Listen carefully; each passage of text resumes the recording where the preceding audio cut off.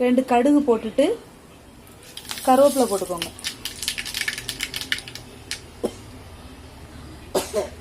சின்ன வெங்காயம், ஒரு தக்காளி, ஒரு முருங்கைக்காய், ஒரு கத்திரிக்காய் வச்சிருக்கேன். அதை போட்டுக்கலாம்.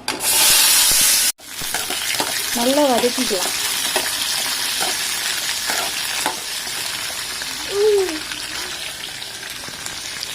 ரெண்டு உப்பு போட்டுக்கோங்க. உப்பு போட்டால் காய்கறி கொஞ்சம் சீக்கிரம் வெந்துடும்.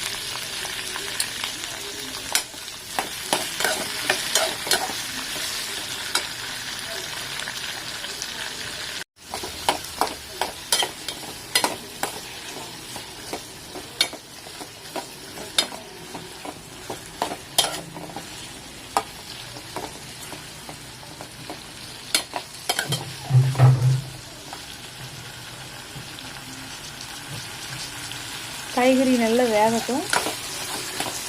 நல்ல எண்ணெயிலேயே வதக்கி விடுங்க. நல்ல எண்ணெயிலேயே வதங்கி நல்ல காய்கறி லேசாக கலர் சேஞ்ச் ஆனதுக்கப்புறம் பொடியெல்லாம் போடணும்.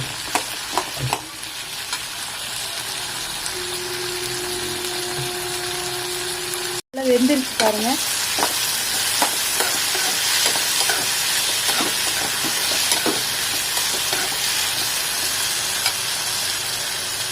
காய் நல்லா வெந்ததுக்கப்புறம் ஒரு சொட்டு மஞ்சப்பொடி, 1 ஸ்பூன் மிளகாய்த்தூள், 2 ஸ்பூன் குழம்பு மிளகாய்த்தூள்,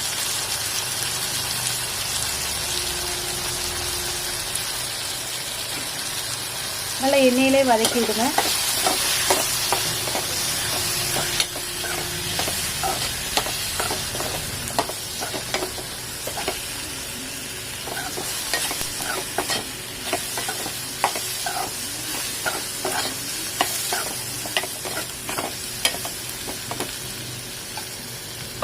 நல்ல எண்ணெயிலே பிரிஞ்சு வருது பாருங்க. காய்கறி நல்லா வெந்ததும் இதில் 1 டம்ளர் தண்ணி ஊற்றிக்கலாம்.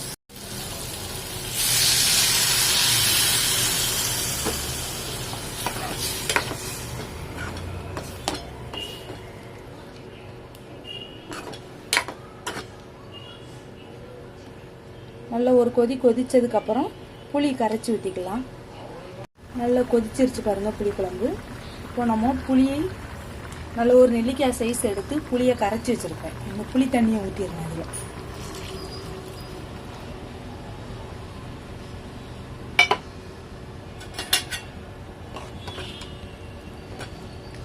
நல்லா குழம்பு கொதிக்கட்டும். அதுக்குள்ளே நான் தேங்காய் பேஸ்ட் அரைச்சிட்டு வந்துடலாம்.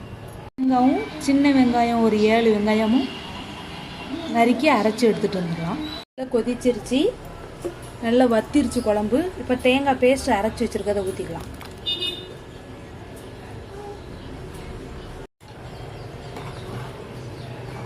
குழம்பு நல்லா கொதிக்கட்டும்.